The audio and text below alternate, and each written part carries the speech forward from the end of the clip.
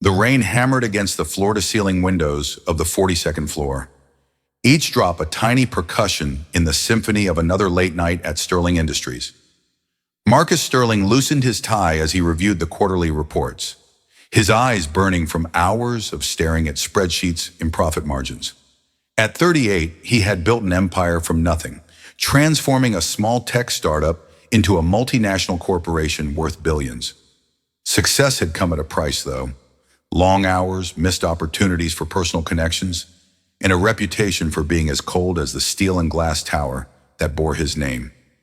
The elevator dinged softly as it reached his floor, but Marcus barely looked up. His assistant had left hours ago, and the cleaning crew wouldn't arrive until midnight.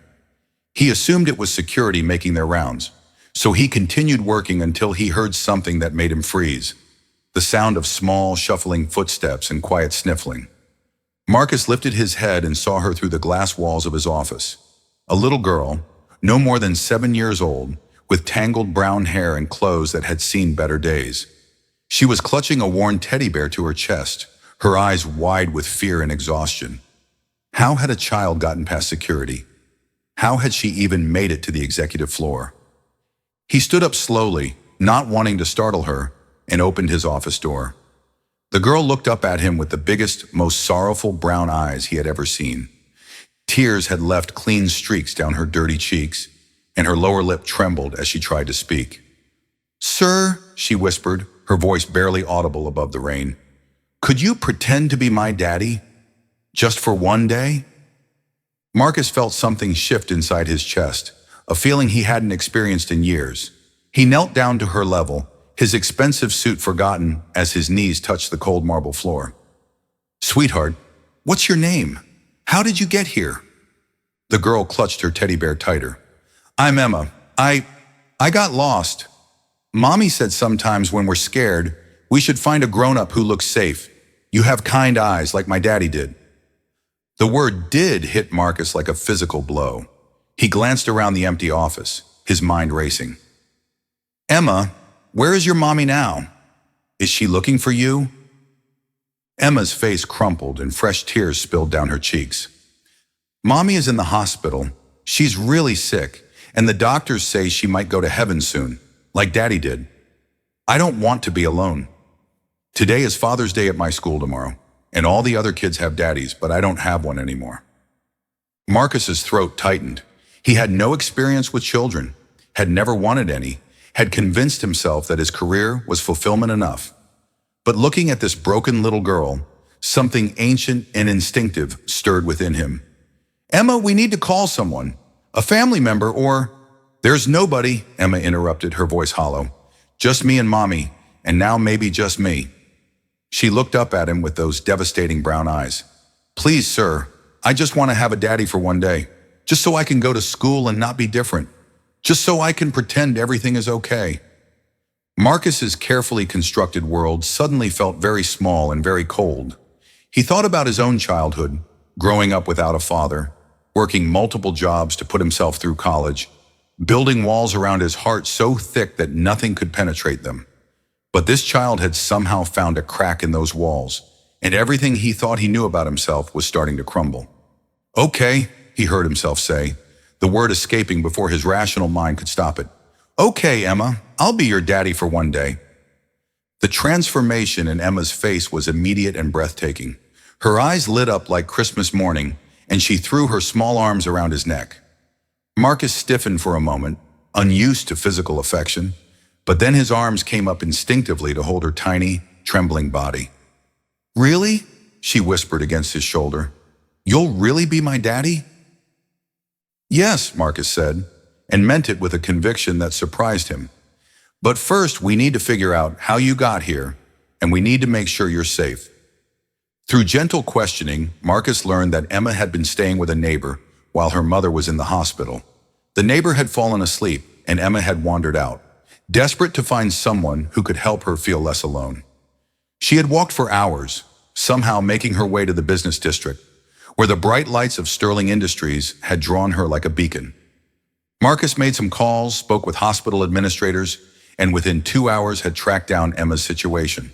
Her mother, Sarah Chen, was indeed gravely ill with stage 4 pancreatic cancer. The neighbor who was supposed to be watching Emma was frantic with worry, and the hospital staff were preparing for the worst. "Emma," Marcus said gently, "your mommy is very sick. We need to go see her." Emma's face fell. "But what about being my daddy? What about school tomorrow?" Marcus felt his heart crack a little more. He had made a promise to this child, and he would keep it, no matter how complicated it made his life. "I meant what I said. I'll be your daddy for one day. But first, we need to make sure your mommy knows you're safe."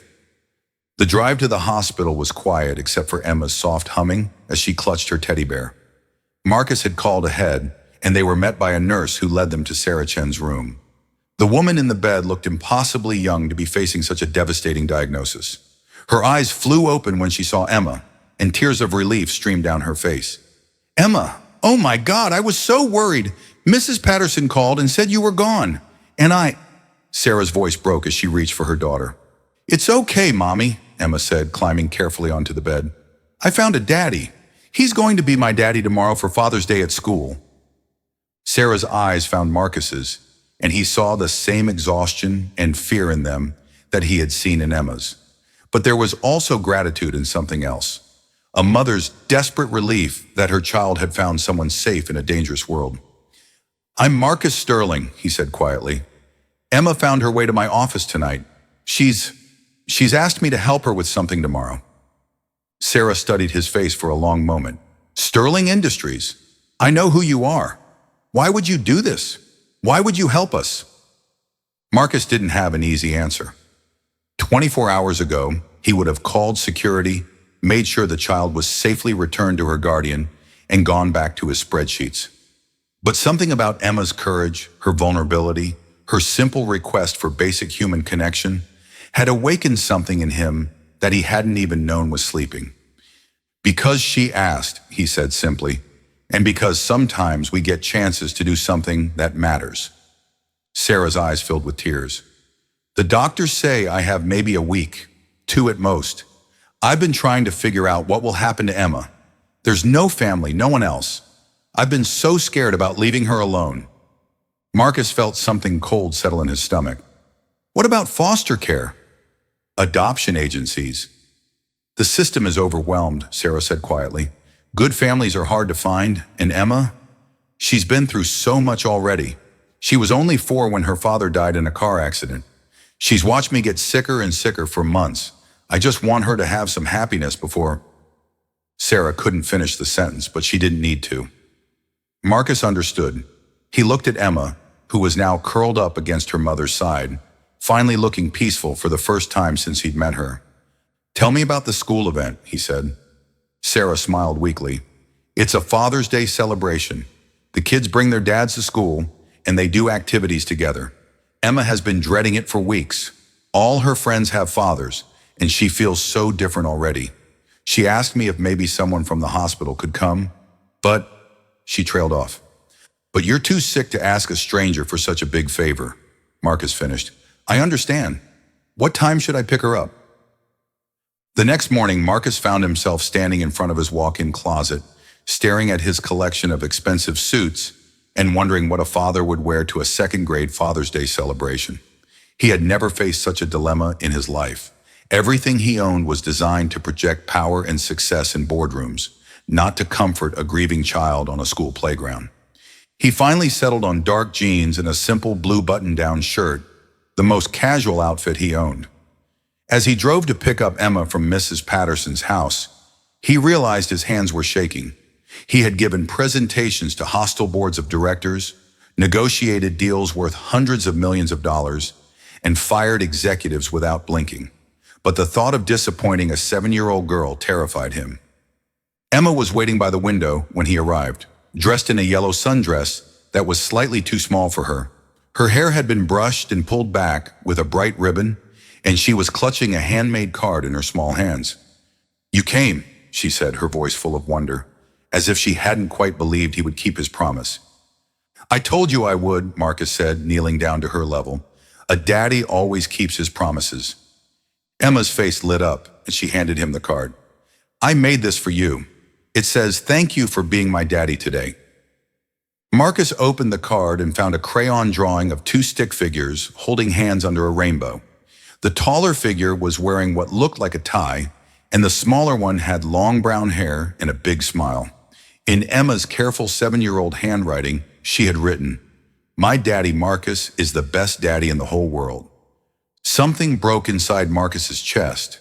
He had received awards, accolades, and recognition for his business achievements, but none of it had ever touched him the way this simple crayon drawing did. He carefully folded the card and put it in his shirt pocket, right over his heart. "This is the most beautiful card I've ever received," he said, his voice thick with emotion. "Thank you, Emma." The school was buzzing with activity when they arrived. Children ran around the playground with their fathers, and Marcus could see the joy on their faces as they showed off their dads to their friends. Emma slipped her small hand into his, and he felt a surge of protectiveness so strong it nearly knocked him over. "That's my daddy," he heard Emma tell her friend Madison, and the pride in her voice made his chest tight with emotion. "His name is Marcus, and he's very important." The morning was filled with simple activities, potato sack races, arts and crafts, and a picnic lunch on the playground. Marcus found himself laughing more than he had in years as Emma dragged him from activity to activity, her excitement infectious. She never left his side, always making sure he was included in every conversation, every game, every moment. During the craft time, they made picture frames decorated with painted handprints. Emma insisted on making one for Mommy, and Marcus watched her carefully paint her small hand and press it onto the construction paper, her tongue sticking out slightly in concentration. "Mommy will love this," she said confidently. "She likes things I make with my hands." "She's going to treasure it," Marcus agreed, and he meant it. He was beginning to understand that the simplest gestures often carried the most weight. The hardest part came during the father-daughter dance. The other children swayed with their dads to a gentle song about family, and Emma looked up at Marcus with such trust and love that he felt his eyes burn with unshed tears. "Thank you," she whispered as they danced. "This is the best day ever." Marcus couldn't speak.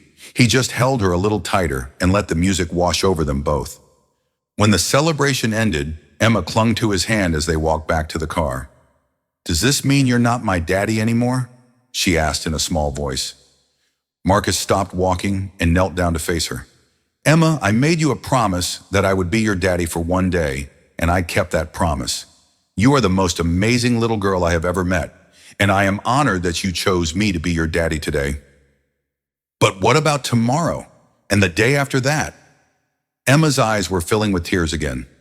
Marcus felt his heart breaking all over again. "I don't know, sweetheart.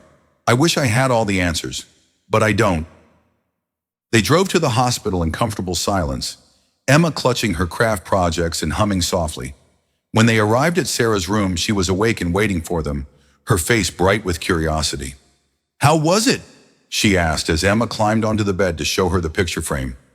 "It was perfect, Mommy. Marcus was the best daddy, and everyone at school thought he was really my daddy, and we danced, and we made this for you." Emma's words tumbled out in a rush of excitement. Sarah listened with tears in her eyes, her gaze moving between her daughter and Marcus. "It sounds like you had a wonderful time." "The best time," Emma confirmed. "I wish Marcus could be my daddy every day." The words hung in the air like a prayer. Marcus felt something shift inside him, a tectonic movement in the landscape of his heart. He looked at this little girl who had stumbled into his life less than 24 hours ago, and he realized that she had changed everything. "Sarah," he said quietly, "can I speak with you privately for a moment?" Sarah nodded, and Marcus asked Emma to go get some juice from the nurse's station. When they were alone, he moved closer to Sarah's bed. "I want to adopt her," he said without preamble. "I know that sounds crazy. I know I'm a stranger, and I know this is sudden, but Emma has changed my life in ways I can't even begin to explain. I want to be her father, not just for one day, but for always." Sarah stared at him in shock. "You barely know her. You barely know me. Why would you want to take on such a huge responsibility?" Marcus ran his hand through his hair. "Because for the first time in my life, I understand what it means to love someone more than yourself. Because when I look at Emma, I see potential and hope and pure joy, and I want to protect that because I have more money than I could spend in 10 lifetimes. But I've never had a family. I've never had someone who needed me for more than profit margins and quarterly reports. Sarah's eyes were full of tears. Marcus, raising a child isn't like running a business. It's messy and complicated and heartbreaking and beautiful all at the same time. Emma has been through trauma. She's going to need therapy and patience and so much love. I know, Marcus said, and I'm terrified. But I'm also more certain of this than I've ever been of anything in my life. Emma asked me to be her daddy for one day, and in that one day, she became my daughter. I can't imagine going back to my life without her. Sarah was quiet for a long moment, studying his face. She really got to you, didn't she? She saved me, Marcus said simply. I didn't even know I was drowning until she threw me a lifeline. Sarah reached out and took his hand. I've been praying for a miracle, for someone to love Emma the way she deserves to be loved, but I never imagined it would look like this. Is that a yes? Marcus asked, hardly daring to breathe. That's a yes, Sarah whispered, but I want to be involved in the process as much as I can. I want to make sure the transition is smooth for Emma, and I want to spend as much time with her as possible while I still can. Marcus squeezed her hand. Of course, we'll do this together. When Emma returned with her juice, she found them both crying and laughing at the same time.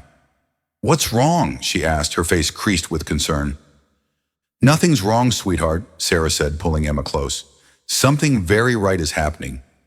Marcus wants to be your daddy, not just for one day, but forever. How do you feel about that? Emma looked between them, her eyes wide with hope and disbelief. Really? You want to be my daddy forever? Marcus nodded, his throat too tight to speak. Emma launched herself into his arms with such force that he stumbled backward. Yes! Yes, yes, yes, she cried, wrapping her arms around his neck. I want you to be my daddy forever. The next few weeks passed in a blur of legal proceedings, social worker visits, and precious time spent together as a family. Marcus had hired the best lawyers to expedite the adoption process, and he had taken extended leave from Sterling Industries to be with Emma and Sarah. Sarah grew weaker each day, but she remained involved in every decision about Emma's future. She helped Marcus set up Emma's room in his penthouse apartment, choosing bright colors and soft textures that would make the space feel warm and welcoming. She taught him Emma's favorite songs, her bedtime routine, and the way she liked her sandwiches cut into triangles. She's afraid of thunderstorms, Sarah told him one afternoon as they watched Emma play with her toys. She'll crawl into bed with you when it rains hard, and she has nightmares sometimes about her first daddy's accident. Just hold her and tell her she's safe. Marcus absorbed every detail, every piece of information that would help him be the father Emma deserved. He had never imagined that love could grow so quickly or feel so essential to his existence. On a quiet Tuesday morning, 3 weeks after the Father's Day celebration, Sarah Chen passed away peacefully in her sleep. Emma was curled up next to her in the hospital bed, and Marcus was dozing in the chair beside them when the monitors stopped beeping. The funeral was small, but beautiful. Emma stood between Marcus and Mrs. Patterson, holding both their hands as they said goodbye to the woman who had loved her first and best. Marcus had arranged for a memory garden to be planted in Sarah's honor, and Emma had chosen sunflowers because Mommy always said I was her sunshine. The adoption was finalized a month later, on a Friday afternoon in family court. Emma wore her best dress and carried her teddy bear, and Marcus wore the blue shirt he had worn to the Father's Day celebration. When the judge declared that Emma Chen was now legally Emma Sterling, she clapped her hands and announced to the entire courtroom that she had the best daddy in the whole world. Marcus had thought that moment would be the end of their story, but it was really just the beginning. Raising Emma was indeed messy and complicated and heartbreaking and beautiful, just as Sarah had predicted. There were sleepless nights when Emma cried for her mother, and difficult conversations about death and loss and the unfairness of life. There were also moments of pure joy. Emma's first day at her new school, her gap-toothed smile when she lost her first tooth, her excitement when she learned to ride a bike in the park. Marcus discovered that he had a talent for bedtime stories and making pancakes shaped like animals. He learned to braid hair with the help of several YouTube tutorials and to navigate the complex social dynamics of second-grade friendships. He found himself leaving work early to attend school plays and soccer games, and he realized that he had never been happier. Emma thrived in her new life, but she never forgot her first parents. She kept pictures of Sarah and her father on her nightstand, and she would tell Marcus stories about them, keeping their memory alive through her words. Marcus encouraged this, understanding that Emma's past was part of who she was and should be celebrated, not forgotten.